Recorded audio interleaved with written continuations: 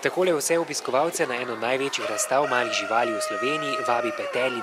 Poleg perjadi si lahko obiskovalci ogledajo tudi več kot 400 kuncev, kakšnih 500 golobov, 200 sobnih ptic in številne morske prašičke. Mi skrbimo za to, da te živali, ki prodajajo naši rejci, da te kupce osvestimo, da ne žival samo kupijo, potem prinesejo domov, pa za njo ne skrbijo. To je potem najslabše, kaj je možno.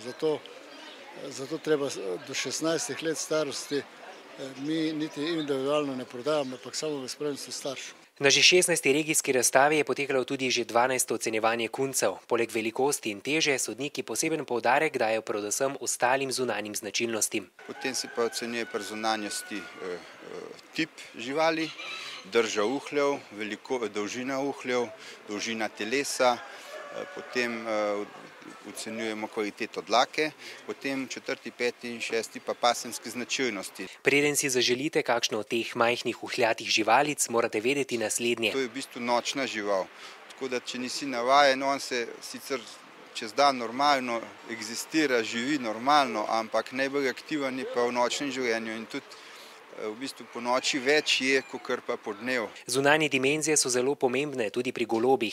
Ocenjuje se njihova drža, glava in kljun ter oblika kril. Zaradi izredno velikega števila živali so imeli sodniki precej težko delo. Ja, mi imamo neki normativ sodniki 60 golobov, ne? Na svaki razstavi, ne glede kjerkoli. Ampak se vedno pojavi, mogoče to kakšen višak, potem se zmenimo pa naredimo tudi to ocenimo. Vsi ljubitelji malih domačih živali si lahko razstavo ogledate še do nedelje.